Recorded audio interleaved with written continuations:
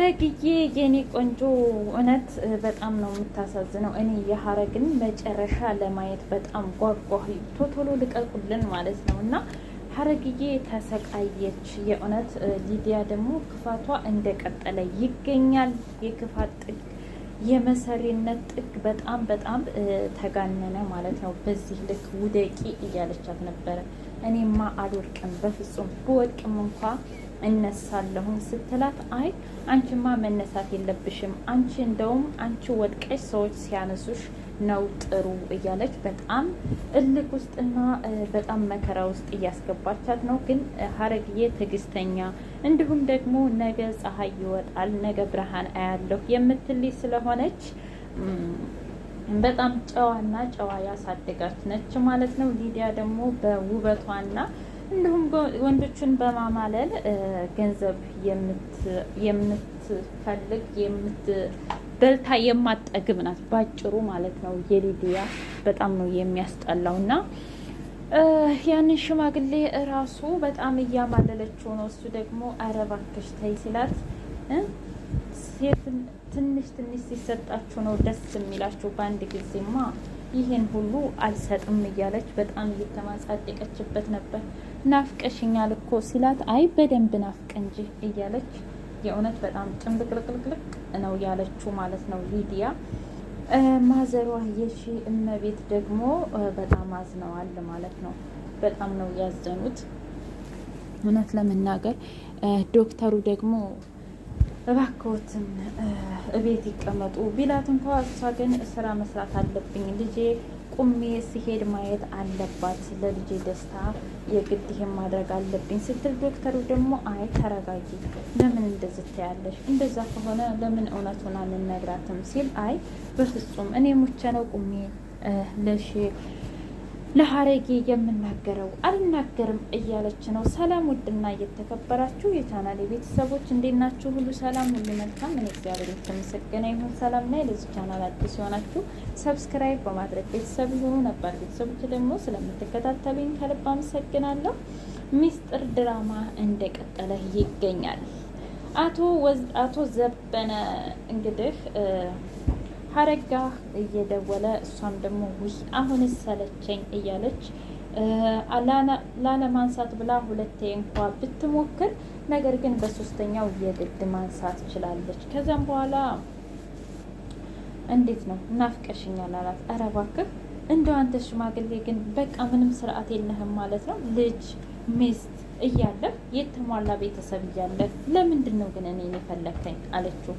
አይ አንቺ እኮ ወጣትና እንቁ ነሽ፣ ደግሞ ሁለ ነገርሽ ነው የናፈቀኝ፣ ድምፅሽ፣ በቃ አነጋገርሽ፣ ስድብሽ ሳይቀር ነው የናፈቀኝ እያለ ማውራት ጀመረ። ታውቃለህ አርፈ ስራህን ብትሰራና አርፈ ትዳርህን ብመሰርት ይሻልሃል፣ እኔ ሀረግ እንደሆነ መቼም አልገኝም እያለች መናገር ጀመረች። ከዛም በኋላ እንስታልና ያለሽን ሁሉ ወስጃለሁኝ፣ ስለዚህ ያንን ገንዘብ እንደምንም ብለን ማግኘት አለብን እያለ መናገር ጀመረ። እንዴ ታዲያ ለዚህ ከሆነ እኮ የፈለከኝ ይህ መንጣት አይገባህም ነበረ፣ ማለቴ በስልክ መናገር ትችል ነበር አለችው። ከዛም በኋላ አይ እዚህ ግን የመጣሁት ሌላ ምክንያት ስላለ ነው። ደግሞ ሌላው ምክንያት ምንድን ነው? እንዴ አንቺ ነሻ፣ አንቺ ናፍቀሽኝ ነው፣ አንቺ ስለናፈቅሽኝ አንቺን ለማየት ነው የመጣሁት ብሎ ሲል፣ ከዛም በኋላ ውይ እባክህ ተይ ብለው ስትሄድ ወንድም አገኛት። ወይኔ ጉዴ ባለሞተሩ፣ እኔ ምልሽ በአንድ ብንሰራ ምን ይመስልሻል ሲላት፣ ይህን ይቅርታ ለሊዲያ ትሰጭልኛለሽ አላት። ምንም ችግር የለውም ግን በአንድ ብንሰራ ማለት አቶ ዘበነ ምን እያለች ነው ሲል፣ አይ ምንም እያለኝ አይደለም፣ ደግሞ ችግሬን ራሴን መጋፈጥ የምፈልገው አለችው። አይ ምን ችግር አለው እኔ ከጎንሽ ብሆን ወንድምሽ ሲል በጣም ደነገጠች። ማለቴ ያው ሰው መርዳት ስለሚያስደስተኝ ነው፣ ደግሞስ ምን ችግር አለው ሲላት፣ ሰው ሲያስፈልገኝ እነግርሃለሁ፣ የመጀመሪያው ሰው አንተ ነህ የምትሆነው፣ ነገር ግን ላሁኑ በፍጹም አያስፈልገኝም እያለች ስትነግረው እሺ ብሎ ወይኔ እያለ እየተናደደ ሄደ። በሌላ በኩል ዶክተሩ ውጭ ላይ ቡና እየጠጣ ማዘሯ ደወለ። ዶክተር በጣም ተጨንቄያለሁ፣ ሰውነቴ እየከዳኝ ነው እና ልሞት ይሆን እንዴ እያሉ በጣም ሲጨነቁ፣ አይዞት ማዘር ምንም አይሆኑም አይዞት እያሉ ነበር።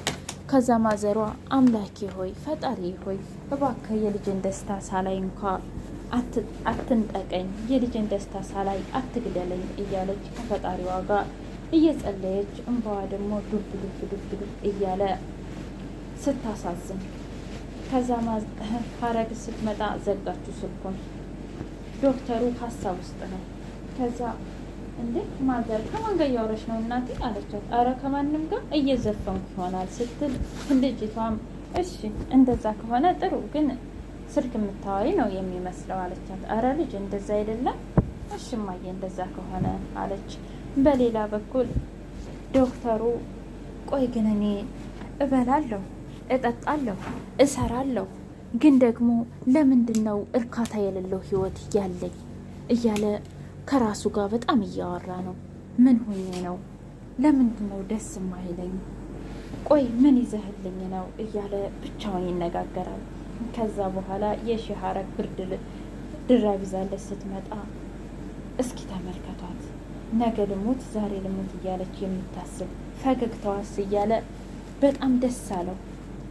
አቅጣጫው ወዴት እየሄደ ይመስላችኋል ውዶቼ? ኮሜንት ላይ ያስቀምጡልኝ። የእውነት ዶክተሩና ሀረጌ ቢጋቡ ብዬ ደስ ይለኛል፣ ቢጋቡ ቢጣመሩ ማለት ነው። ከዛም በኋላ እንዴ አልተኛሽም እንዴ ሀረግ አለ። አው አንተስ መሽተኛ ስትለው የግድ እኔ መተኛት አለብኝ እንዴ አለ።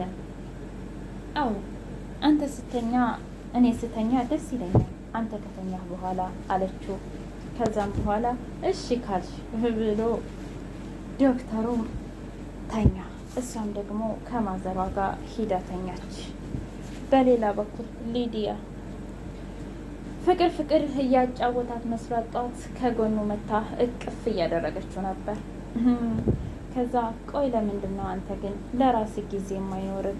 እስኪ ለራስ ጊዜ ይኖርህ እያለችው ስታሽኮረምመው፣ ልክ ነሽ ዛሬ አሁን የረፍቴ ቀን ነው፣ ልክ ነሽ እኮ አላት።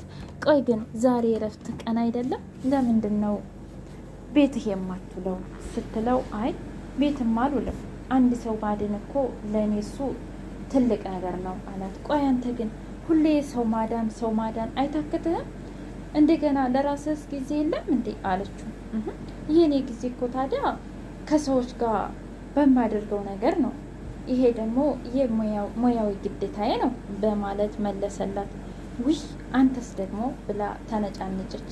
ለማንኛውም እነዚህን ጡረተኞች ልታስወጣልኝ ይገባል አለችው። ማንን? እኒህና ዋና ሀረግን። ገባኝ አሁን ገና። ምክንያቱም ለካ እንደዛ ፍቅር ያጫወተሽ እነሱን አስወጣ ለማለት ነው አይደለም? ምን አደረጉሽ? ሲቀጥል እነሱ ሰው ያስፈልጋቸዋል፣ ያ ደግሞ እኔ ነኝ። ስለዚህ እኔ ስለማስፈልጋቸው አብረውን ይኖራሉ ሲላል በጣም ተናደደች፣ በጣም ተበሳጨች። አሁን ሊዲያ ነገሯን የምትኮተኩተው እንደገና ደግሞ ሀረግን እንደዚህ የምትረብሻት ከቤት እንደወጡላት እሷም በነፃነት ከፈለገችው ሰው ጋር የፈለገችውን ነገር እያደረገች እንድትኖር ነው። ነገር ግን ሀረግዬ ጸባያ ሰናይ ናት። ከድራይቨሩ ጋር እያወራች ከዛም በኋላ መጣችባት። እንዴ ከማን ጋር ነው የምታወሪው ስትል፣ ከባለ ሞተረኛው ጋር ነው። ምን አወራችሁ እንዴ? ምንስ ብናወራ እቃ ፈልገው ነበረ። ከዛም በኋላ የለም አልኩት። እንዴ እሱ ቆይ 10 የሚደውለው ትናንት ደውሎ የለ እንዴ? ትናንት ደውሎ ከእንደገና ደግሞ አምጥቶስ የለ? እሱን እንግዲህ አላቅም። አንቺ ደግሞ ምን አባሽ ስትል፣ አባቴንማ የመሳደብ መብት የለሽም፣ በአባቴ በኩል እንድትመጭብኝ አልፈልግም በማለት ምን ታመጫለሽ ስትላት፣ ደርሳ በመጥበሻ ግጥም ማረገቻት ጭንቅላቷን። ውድ ቻናል ቤተሰቦች የእውነት በቀጣይ ጭንቅላቷን ስለመታቻት ዶክተሩ ተናዶ ትውጣልኝ ይውጡ ይል ይሆን ወይስ ደግሞ አይሉም? የሀረግስ ወንድም ዘበነን የእውነት ያጠምደው ይሆን ወይስ ደግሞ ይዘገይ ይሆን? እኔ ግን አቶ ዘበነ በቅርቡ ቢያዝ ደስ ይለኛል። ሀረግን እንደዚህ እያሰቃያት መከራዋን እያያት እና ማሮቼ፣ የዛሬው ምስጢር ድራማ ይሄንን ይመስል ነበር። በቀጣይ እስከምንገናኝ ቸር ሰንብቱ።